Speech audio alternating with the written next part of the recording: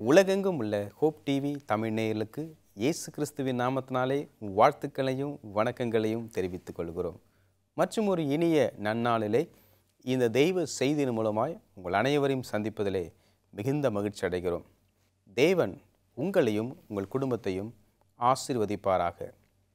இதோ சீக்கிரமாய் வருகிறேன் என்று சொல்லி வாக்கு கொடுத்த ஆண்டவர் சீக்கிரமாய் வருவார் என்று சொல்லி செவன்த் டே அட்வென்டிஸ்ட் திருச்சபை விசுவாச பிள்ளைகள் நம்புகிறார்கள். அந்த திருச்சபை அவருடைய வருகைக்காக ஆயத்தமாக வேண்டும், மற்றவர்களையும் ஆயத்தப்படுத்த வேண்டும் என்று சொல்லி ஒரே நோக்கோடு போ அனுப்பு கொடு இந்த ஊழியத்திலே ஹோப் டிவி ஊழியங்களை மிகவும் அழகாக உலகத்தின் பல பகுதியிலே இந்த செய்தி போகும்படியாக ஆண்டவர் கிருபை செய்திருக்கிறார். வாருங்களேன், எங்களோடு கூட கைகோர்த்து இந்த ஊழியத்தின் பங்காளிகளாய் மாறலாமே. இப்படி செய்வதன் மூலமாக நீங்களும் ஒரு டிஜிட்டல் மிஷனரியாய் மாறுகிறீர்கள். இந்த நாளின் செய்திக்குள்ளாய் நாம் கடந்து போவதற்கு முன்பாக ஜெபிப்போமா? எங்களை அதிகமாய் நேசிக்கிற நல்ல ஆண்டவரே, ஆசீர்வதிக்கப்பட்ட இந்த நேரத்துக்காக நன்றி செலுத்துகிறோம். இந்த நாளின் செய்தியை ஆசீர்வதியும், உம்முடைய கிருபை எங்களோடு கூட இருக்க வேண்டுமா ஜெபிக்கிறோம். இயேசுவின் மூலம் ஜெபிக்கிறோம் நல்ல பிதாவே, ஆமேன். இந்த நாளின் செய்தியின் தலைப்பானது அர்மெகதோன். இது ஒரு யுத்தத்தை குறித்த ஒரு வார்த்தையாய் இருக்கிறது. யுத்தமா? ஆண்டவர் வருவதற்கு முன்பாக, இரண்டாம் வருகைக்கு முன்பாக யுத்தங்களையும் யுத்தங்களின் செய்தியும் கேள்விப்படும் என்று சொல்லி ஆண்டவர் நமக்கு சொல்லியிருந்தார். இந்த நாளின் செய்தியின் வசனமானது வெளிப்படுத்தல் 16:16. அப்பொழுது எபிரேய பாஷையிலே அர்மெகிதோன் எனப்பட்ட இடத்திலே அவர்களை கூட்டி சேர்த்தான் என்று சொல்லி சொல்லப்படுகிறது. அர்மெகிதோன் என்று சொல்லி பார்க்கும் பொழுது இது ஒரு நீண்ட யுத்தத்தினுடைய முடிவு வார்த்தையாய் இருக்கிறது. இது சம்பவமா, இது இடமா, எங்கே நடைபெறும் என்பதை நாம் தொடர்ந்து படிக்கும் பொழுது நாம் தெரிந்து கொள்ளலாம். வெளிப்படுத்தல் 12ஆம் அதிகாரம் 7ஆம் வசனத்தை வாசிக்கும் பொழுது, பரலோகத்திலே யுத்தம் உண்டாயிற்று, மிகாவேலும் அவனுடைய தூதர்களும் சாத்தானோடு யுத்தம் பண்ணினதை குறித்து அங்கே சொல்லப்படுகிறது. அதே போல வெளிப்படுத்தல் 13ஆம் அதிகாரம் 7ஆம் வசனத்திலும் ஒரு யுத்தத்தை குறித்து அங்கே சொல்லப்படுகிறதை நாம் பார்க்கிறோம். இந்த யுத்தத்தின் கடைசி பகுதியை பார்க்க வேண்டும் என்று சொன்னால் வெளிப்படுத்தல் 17, 12, 13, 14 யுத்தத்தை பற்றி அழகாய் நமக்கு சொல்லிக் கொடுக்கிறது. யுத்தம் என்று சொன்னாலே ஒரு குழு அடுத்த குழுவோடு சேர்ந்து போட்டியிட்டு சண்டையிட்டு எந்த குழு வெற்றி பெறுகிறதோ அது வெற்றி பெற்ற குழுவாக கருதப்படுகிறது. அர்மெகிதோன் என்ற ஒரு யுத்தத்திலும் 2 குழுக்கள் இருக்கத்தான் செய்கிறது. ஆட்டுக்குட்டியும் அவரை சார்ந்த ஒரு குழுவும், லூசிஃபரை சார்ந்த குழுவும் என்று சொல்லி நாம் பார்க்கிறோம். இந்த யுத்தம் போர் ஆயுதங்களை வைத்து செய்கிற யுத்தம் அல்ல. இந்த யுத்தம் எப்படி நடக்கிறது என்று நாம் படிக்க இருக்கிறோம். ஆனால் இந்த யுத்தத்திலே ஆட்டுக்குட்டி அவரை சார்ந்தவர்கள் மாத்திரமே வெற்றி பெறுகிறார் என்பதை நாம் இங்கே பார்க்கிறோம். மத்திய கிழக்கு பகுதியிலே நடக்கிற யுத்தத்தை போல் இந்த யுத்தம் அல்ல. இந்த யுத்தம் சாத்தானும் சாத்தானுடைய தூதர்களும்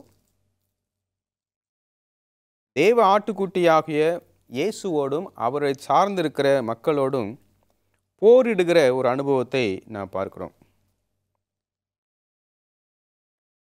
சத்தியத்தை நேசிக்காதவர்கள்லாம் சாத்தானுடைய ஒரு ஆளுகை கீழாக ஒன்று சேர்ந்து அவர்கள் ஒரு குழுவாய் மாறுகிறார்கள். ஒரு கட்டளை உருவாகி இவர்களெல்லாம் கொலை செய்ய வேண்டும் என்று சொல்லி கடந்து போகிறதை நாம் பார்க்கிறோம். மோசே பிறக்கும் பொழுது கூட மோசேயை கொலை செய்யும்படியாக ஒரு கட்டளை வருகிறது. மோசேயை மாத்திரம் ஆண்டவர் வித்தியாசமாய் அற்புதமாய் காப்பாற்றுகிறதை நாம் பார்க்கிறோம். யார் கொலை செய்ய கட்டளை கொடுத்தார்களோ அந்த வீட்டுக்குள்ளேயே போய் அவர் வளரும்படியாக, அவருடைய தாயே அதற்கு பால் ஊட்டி அந்த குழந்தையை வளர்க்கும்படியாக ஆண்டவர் கிரியை செய்கிறார். ஆண்டவர் கைக்குள்ளாக நம்முடைய குடும்பத்தை விட்டுட்டோன்னா அவர் நடத்துகிற வித்தியாசமான ஒரு அதிசயமே நமக்கு புரிந்து கொள்ள முடியாது. இயேசு பிறக்கும் போதும் கூட ஒரு கட்டளை கொடுக்கப்படுகிறது. இயேசுவை ஆண்டவர் அற்புதமாக பாதுகாக்கிறதையும் நாம் பார்க்கிறோம்.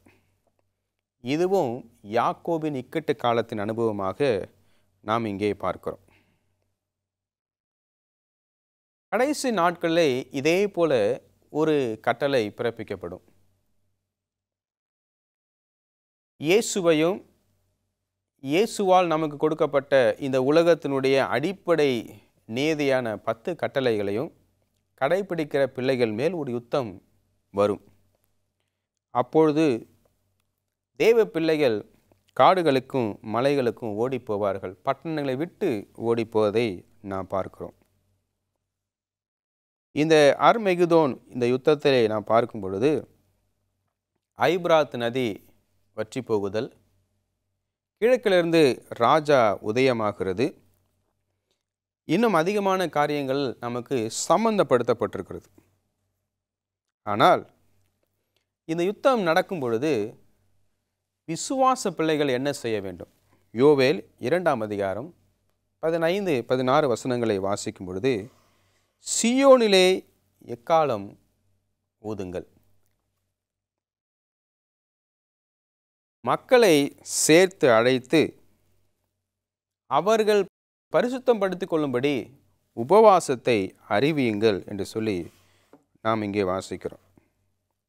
யோவேல் 2ஆம் அதிகாரம் 32ஆம் வசனத்திலும், யாரெல்லாம் ஆண்டவருடைய நாமத்தை அழைக்கிறார்களோ அவர்கள் ரட்சிக்கப்படுவார்கள் என்று சொல்லி சொல்லப்படுகிறது. வெளிப்படுத்தல் 14ஆம் அதிகாரம் 1ஆம் வசனத்தை வாசிக்கும் பொழுது, 1,44,000 பேர் ஆட்டுக்குட்டியானவரோடே சியோன் பர்வதத்தில் இருக்கிறதை பார்க்கிறதையும் நாம் பார்க்கிறோம். இந்த வசனங்களை நாம் இணைத்து பார்க்கும் பொழுது, ஆண்டவரை சார்ந்திருக்கிற பிள்ளைகள் ஜெபத்திலும் எக்காலம் ஊதியும் எல்லோரையும் ஒன்று சேர்த்து ஆண்டவருக்கு மகிமையை செலுத்துகிற ஒரு கூட்டத்தை பார்க்கிறோம். அடுத்த கூட்டத்தை பார்க்கும் பொழுது வெளிப்படுத்தல் 16ஆம் அதிகாரம் 13ஆம் வசனம், 14ஆம் வசனம், 16ஆம் வசனம், வெளிப்படுத்தல் 19ஆம் அதிகாரம் 11ஆம் வசனம், 14ஆம் வசனம், 15ஆம் வசனத்தை வாசிக்கும் பொழுதும் அங்கே இன்னும் ஒரு யுத்தத்தினுடைய காரியத்தை நாம் பார்க்கிறோம். அநேகர் நினைக்கிறார்கள் இந்த அர்மெகிதோன் யுத்தம் ஆண்டவர் இஸ்ரவேல் மக்களை எப்படி ஆசீர்வதித்து அவர்களை ஒரு தேசமாக, அதற்கு தெய்வமே ராஜாவாக இருந்தாரோ அதே போல கடைசி நாட்களிலும் இஸ்ரவேல் ராஜா நாட்டை அவர் ஆசீர்வதித்து 3ஆம் உலக யுத்தமாய் வந்து இஸ்ரவேல் தேசத்தை அவர் உயர்த்தி பிடிப்பார் என்று சொல்லி நினைக்கிறார்கள். யோவேல் 3ஆம் அதிகாரம் 11ஆம் வசனம், 12ஆம் வசனம், 16ஆம் வசனத்தை வாசிக்கும் பொழுதும், யோசபாத்தின் பள்ளத்தாக்கிலே அங்கே எல்லாரும் கூடி வர வேண்டும் என்று சொல்லி ஒரு தீர்க்க தரிசனத்தை நாம் வாசிக்கிறோம். ஏசாயா 14ஆம் அதிகாரம் 12ஆம் வசனம், 13ஆம் வசனத்தையும் வாசிக்கும் பொழுது சாத்தானுடைய கிரியை குறித்து நாம் பார்க்கிறோம். லூசிஃபர் அவர் எப்படி இருந்தார், இப்படியெல்லாம் அங்கிருந்து விழுந்தது என்று சொல்லி அந்த சம்பவத்தை நாம் வாசிக்கிறோம். வெளிப்படுத்தல் 15ஆம் அதிகாரம் 1ஆம் வசனத்தை வாசிக்கும் பொழுது இங்கே 7 வாதைகள் ஊற்றப்படும் பொழுது தேவனுடைய கோபாக்கினி வருகிறது. அப்பொழுது ஐபிராத் நதி வற்றி போயிற்று என்று சொல்லி வாசிக்கிறோம்.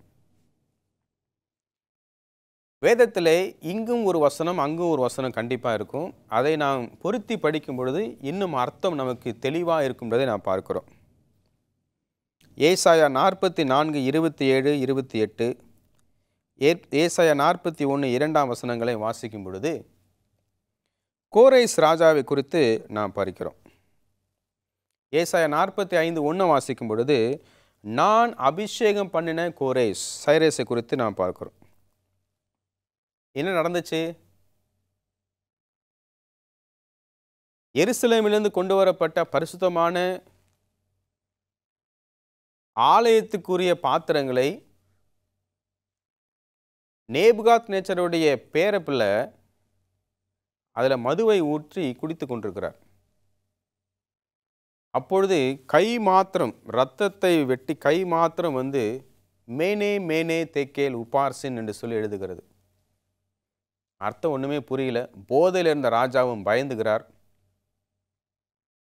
ராஜா மாதாவை கூப்பிடுறாங்க. அவங்க சொல்கிறாங்க, இந்த நாட்டில் தானியேல் இருக்கார், அவரை கூப்பிட்டீங்கன்னா அவங்களுக்கு சொல்லுவார்னு. தானியேல் அழைக்கப்பட்டு 3 ஆசீர்வாதங்களை கொடுக்குறார். தானியேல் சொல்கிறாரு, அதை நீனே வச்சுக்க, எனக்கு வேண்டாம், அதை கொடுக்கறதுக்கு நீனு உயிரோடு இருக்க மாட்டேன், ஆனால் ஆண்டவர் வெளிப்படுத்தின நான் சொல்கிறேன்னு சொல்லுகிறார்.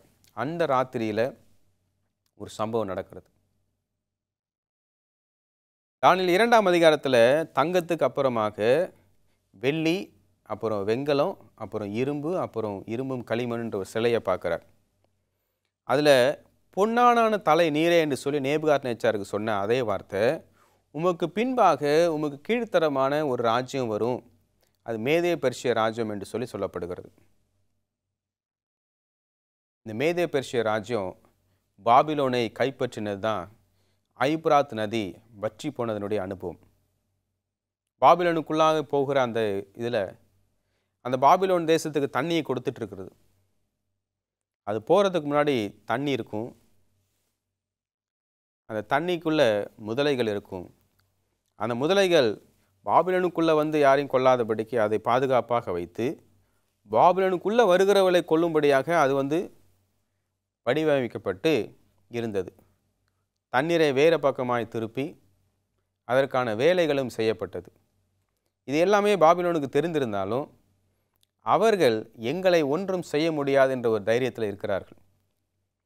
அந்த தண்ணியை திருப்பி விட்டு அந்த முதலைகளை எல்லாம் கொன்று வெட்டாந்தரை வழியாய் பாபிலோனுக்குள்ளாக சென்று தானியேல் எப்படி அந்த தீர்க்க தரிசனத்துக்கு ஒரு விளக்கம் கொடுத்தாரோ அந்த ராத்திரியிலேயே பாபிலோன் விழுந்து மேதோ பெர்ஷிய ராஜ்யம் ஆட்சியை பிடிக்கிறது.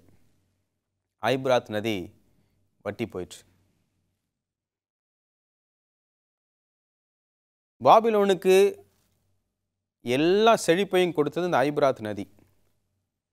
ஆனால் இந்த ஐப்ராத் நதியினுடைய வழியை திருப்பி விட்டதுனால ஐப்ராத் நதி பாபிலோனுக்குள்ளாக போகலை, அதனுடைய உதவி பாபிலோனுக்கு கிடைக்கல. பாபிலோனுடைய உதவி விழுந்ததுனால பாபிலோன் விழுந்தது. ஐப்ராத் நதி வற்றி போனதுக்கான ஆவிக்குரிய அடையாளம் என்னவென்று பார்க்கும் பொழுது பாபிலோனை சார்ந்து இருக்கிற எல்லா தொழுகை, அதனுடைய எல்லா அமைப்புகளும் விழுந்து போகும். முத்தூது செய்தியில் நாம் வாசிக்கிற போல பாபிலோன் விழுந்தது விழுந்தது என்று சொல்லி வாசிக்கும்போது ஐப்ராத் நதியை நாம் அங்கே ஞாபகப்படுத்திக் கொள்ள வேண்டும். சகரியா 14ஆம் அதிகாரம் 12-13 நாம் இங்கே வாசிக்கிறோம். தேவன் மிகவும் வித்தியாசமாக நமக்கு இந்த நாளின் சத்தியத்தை சொல்லிக் கொடுக்கிறதை நாம் இங்கே பார்க்கிறோம். ஐப்ராத் நதி வற்றி போகிறது. இந்த அர்மகெதோன் என்ற யுத்தத்தில் ஸ்திரீயை கொலை செய்யும்படியாகவும் ஸ்திரீ பிறப்பித்த சபையை கொலை செய்யும்படி, அந்த குழந்தையை கொலை செய்யும்படியாகவும் சாத்தான் செய்த எல்லா காரியத்தையும் வெளிப்படுத்தல் 12ஆம் அதிகாரம் 17ஆம் வசனத்திலே நாம் வாசிக்கிறோம். ஒரு முனை தொடங்கி அடுத்த முனை வரைக்கும் இந்த சம்பவம் நடக்கிறதை நாம் பார்க்கிறோம்.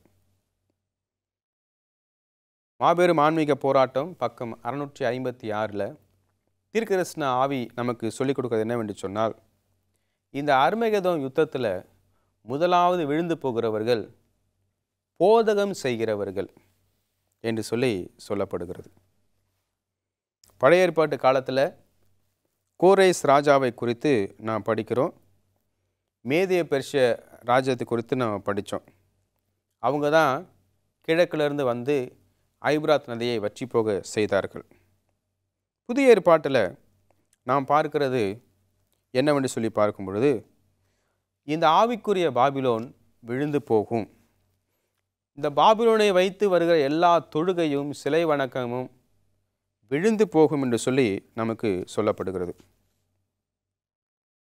மத்தேயு 24 அதிகாரம் 27 வசனத்தை வாசிக்கும் பொழுது, மின்னல் ஒரு பகுதியிலிருந்து மறுபகுதிக்கு எப்படி கடந்து போகிறதோ மனுஷகுமான காலத்திலும் அப்படி நடக்கும் என்று சொல்லி சொல்லப்படுகிறது.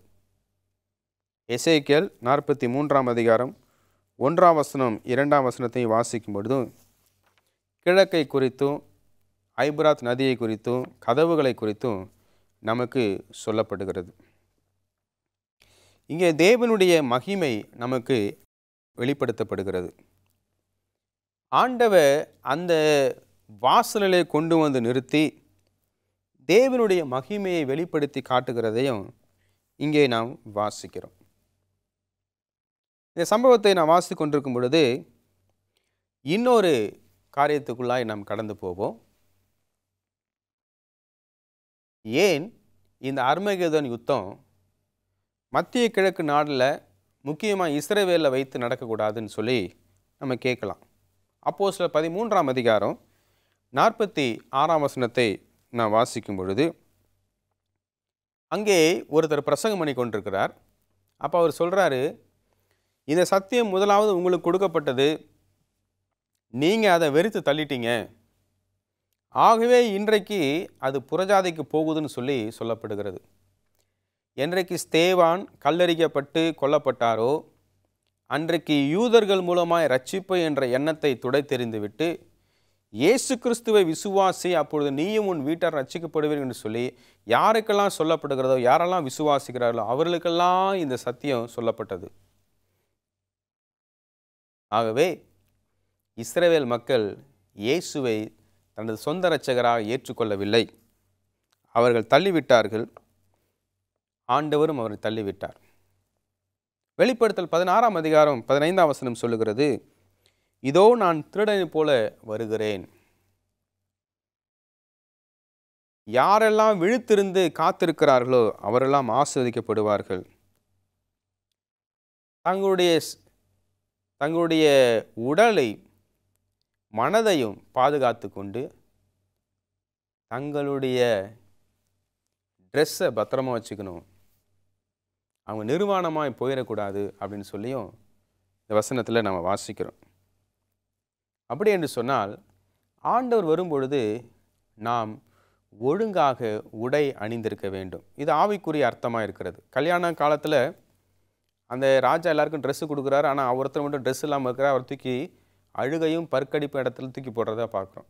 அந்த ஓமையை நாம் இன்னைக்கு பார்க்குறோன்னா, இயேசுவின் வருகைக்காக மணவாட்டியாக சபை தன்னை அலங்கரித்து கொண்டு தகுந்த வஸ்திரத்தோடு காத்திருக்க வேண்டும் என்பதையும் நாம் இங்கே பார்க்குறோம். ஆவிக்குரிய வாழ்க்கையில் நாம் பார்க்கும் பொழுது இயேசுவின் மேல் விசுவாசம் வைத்து இயேசுவினுடைய சாட்சியாக இருக்கிற வேதத்தையும் தீர்க்கதரிசன ஆவியங்களையும் முக்கியத்துவப்படுத்தி அதை கை கொள்ளுகிற சந்ததியை ஆண்டவர் ஆசீர்வதிக்கிறார் என்பதை நாம் பார்க்கிறோம். ஆகவே இன்றைக்கு நாம் படிக்கிற இந்த அர்மகெதோன் யுத்தம் எங்கே நடக்கிறது அப்படின்னு பார்க்கும் பொழுது, பரலோகத்திலே அந்த யுத்தம் உண்டாயிற்று. சண்டை போட்டு ரத்தம் வந்துச்சா? இல்லை. அவங்களுடைய மனதுக்குள்ளாக யுத்தம் வந்து ஆண்டவர் அவர்களை வெளியே அனுப்பினார். ஏதேன் தோட்டத்திலே யுத்தம் வந்தது. எப்படி? சாத்தான் ஏவாளை வஞ்சிக்கிறான். ஏவாளுடைய மனதில் யுத்தம் போய் பாவம் செய்து அவர்களும் வெளியே அனுப்பப்படுகிறார்கள். இன்றைக்கு மாபெரும் ஆன்மீக போராட்டம் ஒவ்வொருடைய மனதிலும் இருந்து கொண்டிருக்கிறது. உண்மைக்கும் பொய்க்கும் யுத்தம் இருக்கிறதையும் நாம் பார்க்கிறோம். சத்தியத்துக்கும் அசத்தியத்துக்கும் யுத்தம் நடக்கிறதையும் நாம் பார்க்கிறோம். கிறிஸ்துவுக்குள் பிரியமான அன்பு சகோதரனே, சகோதரியே, இது மனதுக்குள்ளாக நடக்கிற யுத்தம் என்பதை நீங்கள் மறந்து போகவே வேண்டாம். இந்த யுத்தம் தொடர்ந்து கொண்டே இருக்கும். எப்பொழுது ஆண்டவர் சாத்தானையும் அவனை சார்ந்த தூதர்களையும் அவனை நம்பின எல்லா மக்களையும் பாவத்தையும் அந்த நித்திய கடல் என்று சொல்லப்படுற அக்னி கடலில் அழித்து எரித்து ஒன்றுமில்லாமல் ஆக்குறாரோ அதுவரை இந்த யுத்தம் நடந்து கொண்டே இருக்கும் என்பதை நாம் மறந்து போகவே கூடாது.